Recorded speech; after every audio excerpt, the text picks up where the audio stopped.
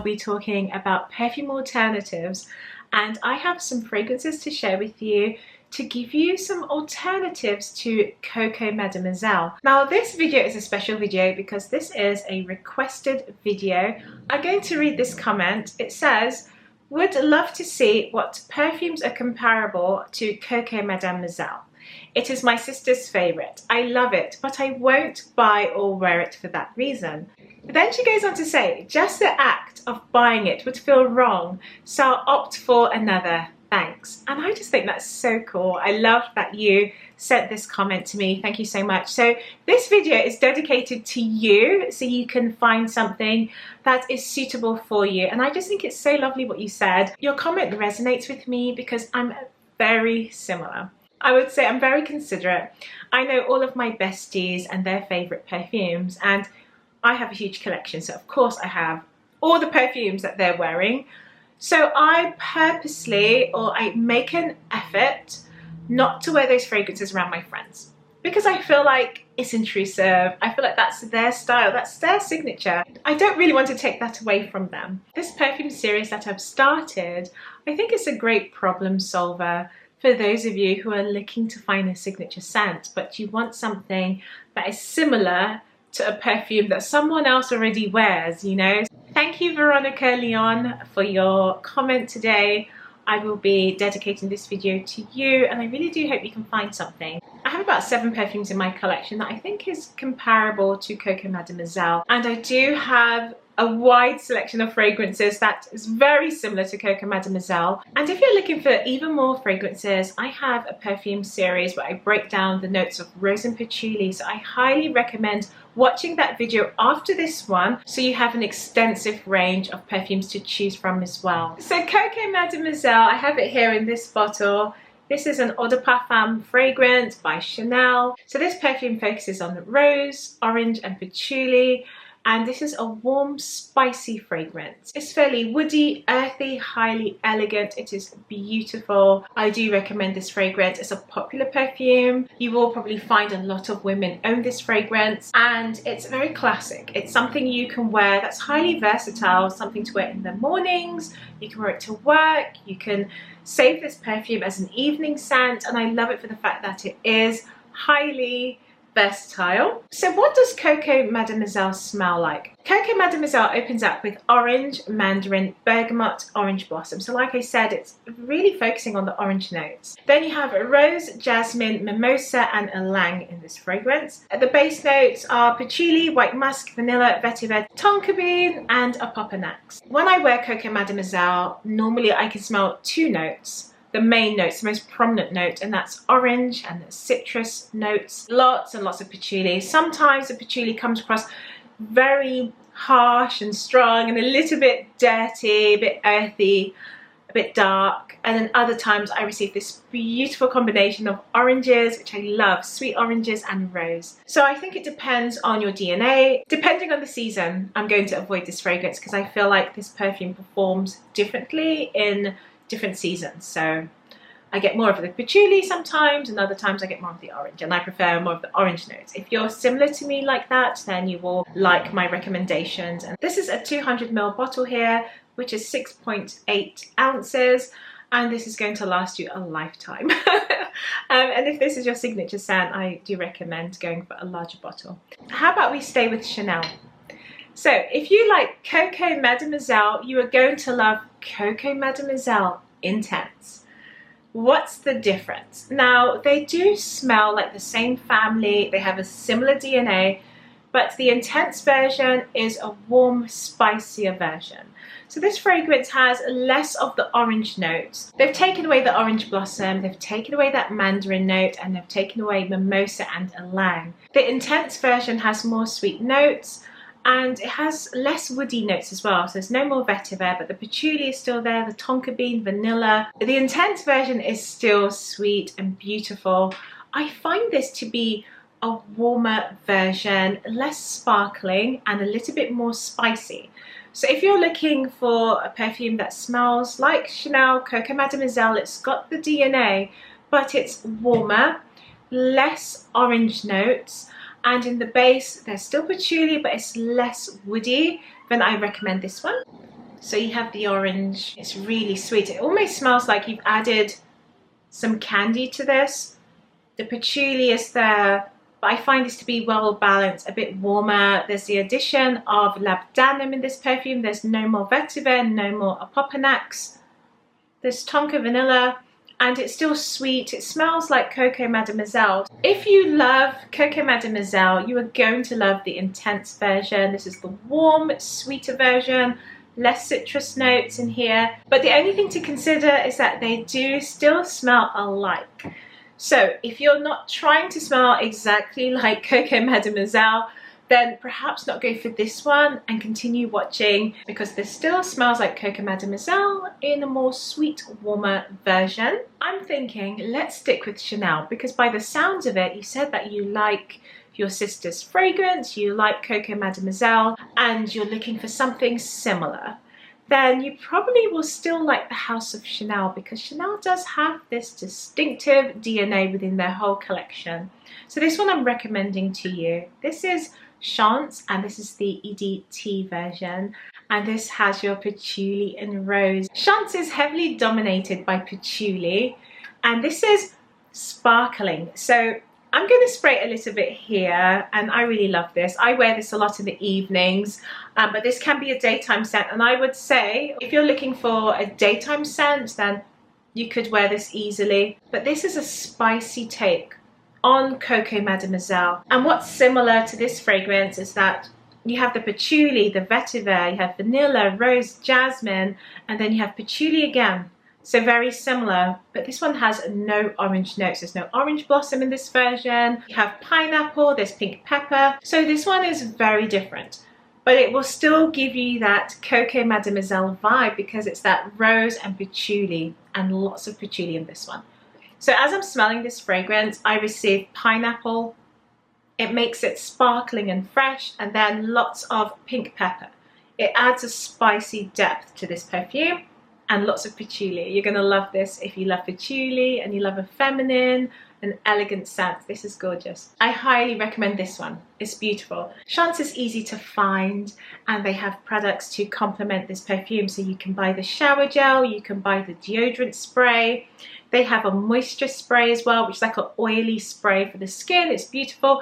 They have a hair mist for this fragrance, and a body cream.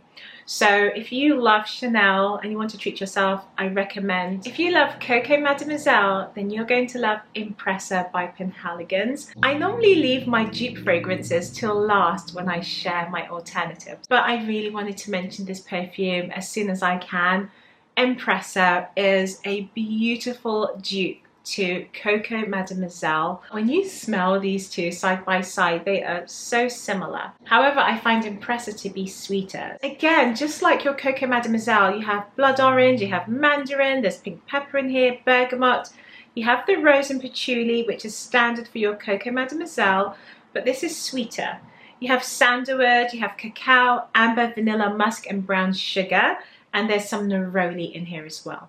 So that neroli adds a little bit more of that citrus vibe to this fragrance, because in the opening you have peach, bergamot, mandarin, and blood orange. And I'm just going to spray some on this card, because this smells like Coco Mademoiselle. I find this, to be honest, an easier version to wear. And what I like with this version is that it doesn't really change, whereas I find it's quite hard to wear Coco Mademoiselle, because on my skin sometimes I can only pick up that patchouli note that's really heavy, quite earthy and dark, and then other times I get a lot of the orange notes, which I love, but this one always stays the same. So Empressa is a sweeter version. You've got cacao, brown sugar, vanilla, and then that blended with patchouli is so nice. Now this will be the perfect dupe if you want to smell exactly like Coco Mademoiselle without wearing a Chanel branded fragrance, without saying you're wearing Coco Mademoiselle. Please go out and try this one. I highly recommend for you to try this perfume, because this is Coco Mademoiselle and it just has a different take on it. It's beautiful, it's sweet, elegant, timeless, sophisticated. It smells royal. The only thing I would consider is that this fragrance is an eau de toilette, so keep that in mind as well. When I wear this fragrance, I do receive several hours as well, but just keep that in mind, it's not a parfum. But if you like COCO Mademoiselle, then you're going to like Empressa. If you love COCO Mademoiselle, you are going to love Gris Dior. Oh my gosh, these two are just perfect. I'm so excited to share Gris Dior with you. It gives you that vibe. It's not a dupe, but it's very similar. This is an alternative to COCO Mademoiselle. They are similar in the sense that they still contain that woody base. You have the patchouli in this version, as well as rose. But this perfume opens up with your citrus, which is bergamot. Gris Dior has the base notes of oak moss, patchouli, sandalwood, cedar, and amber. It's beautiful. Now this perfume, I would say, if you love COCO Mademoiselle, you're going to love this. Gris Dior is a little bit more, I would say, on the vintage side. It reminds you of a modern perfume that's inspired by a vintage perfume that you can wear now. It's really easy to wear, it's beautiful, it's sparkling. The oak moss in here transforms this perfume. It's so beautiful. Wow, and I think this smells gorgeous in the winter. It smells like an iced rose. You take ice, you dip it in water, place it in the freezer, and it smells icy and beautiful. It smells cool, it's gorgeous. And then you have that bergamot that adds that brightening, sparkling effect in this fragrance. So this is another one I would try as an alternative. They both have some citruses in the opening. It's a true chypre, there's rose in the heart, and then the base note contains those woody notes, patchouli, oak moss, cedar in this one. I would say the main difference between the two in terms of how to wear this perfume is that COCO Mademoiselle could be more versatile. You could wear this every season, you can wear it to every occasion, you can dress it up, dress it down. Whereas Gris Dior always smells dressed up, it always smells elegant, it smells like you've made an effort, it's more suited and booted, it's more polished and refined, I would say. But it's entirely up to you. If that's your style, then please wear this as your signature scent. It's absolutely stunning.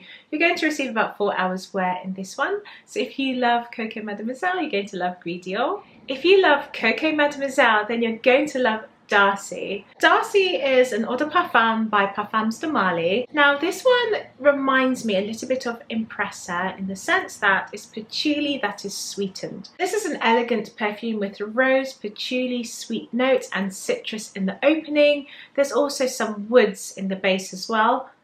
And again, this smells very similar, very close to COCO Mademoiselle without the orange notes. So if we take COCO Mademoiselle, we have ylang, have mimosa. The florals in this perfume is more intense. Here you have the delicate rose and jasmine, so it's softer. This opens up with orange, lemon, and you have the sweet notes, but these two are extremely similar. And I would say that Darcy, again, is a perfume that's highly versatile. You can dress this up, dress it down. However, this does smell a little bit more elevated, I would say. And this perfume radiates fairly close to the skin. You would receive between 6 to 7 hours wear. Darcy is a sweet take on patchouli, so I do recommend this fragrance. If you love COCO Mademoiselle, then you're going to love this one too. If you love COCO Mademoiselle, then you're going to love Miss Dior Eau de Toilette. I wanted to share Miss Dior with you as this perfume is a sweeter take on the COCO Mademoiselle. It contains some citrus in the opening, you have the rose heart and patchouli base, but this is a sugary perfume. It is sweet, it is dainty, and it's not as heavy, not as strong. If you like the vibe of COCO Mademoiselle and you like that chypre style perfume, then you're going to like this one. But this is sweet, soft, more feminine, I would say, highly versatile. Miss Dior Eau de Toilette opens up with blood orange, mandarin, May rose, grass rose, and lily of the valley. And then you have a base of patchouli. So once again, patchouli is here. But I find this to be incredibly sweet. I'm going to spray this perfume because I love it so much. And this is so nice. So immediately you receive orange. It's an orange perfume. COCO Mademoiselle, this orange is more tangy and sharp. It's zesty and bold. Very warm as well, but sparkling. But this one is intense. And this orange is soft, more candy-like, beautiful, fresh, very fresh actually, and rosy, and a soft patchouli. So if you're not keen on the heavy patchouli in Coco Mademoiselle, then I do recommend trying the Miss Dior Eau de Toilette. Miss Dior is perfect for spring and summer, but you can wear this all year round. I wear this in the winter because I love this fragrance quite a bit. But this perfume doesn't radiate that far. It's more of a delicate fragrance. So if you are looking for that style, then I do recommend this. And it doesn't last that long. Unfortunately, it's such a shame, but this is definitely under 3 hours. I would say anything between 2 to 3 hours. If you're lucky, you can make it last a little bit longer than that, but I would spray, typically I spray between 3 to 6 times depending, and it's going to give me that longevity. It's so beautiful, it's so nice. Soft, fluffy, it reminds you of Miss Dior 2017, and I have to remind you guys, if you love that version, then check out the Eau de Toilette because it's the same but fresher, not as dense. So this is a lighter, sweeter take on Coco Mademoiselle. If you love Coco Mademoiselle, then you're going to love Rouge Velours, and this is by YSL.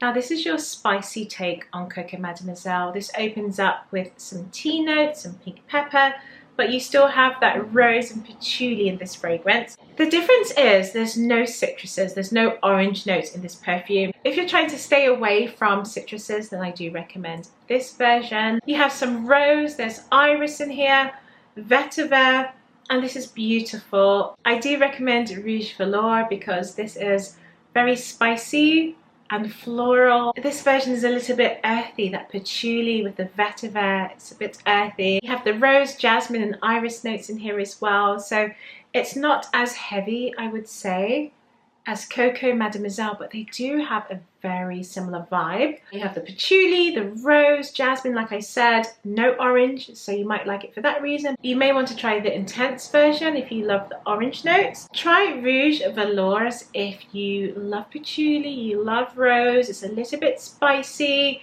there's no orange and citruses, then oh, I would definitely try this one. With this perfume, the only difference is that I find this to be, again, very dressed up, and I would wear this more for an occasion. But give it a go, try these fragrances out. So I would say these would be my top picks. If you love Coco Mademoiselle, I would go for Empressa. This is so beautiful.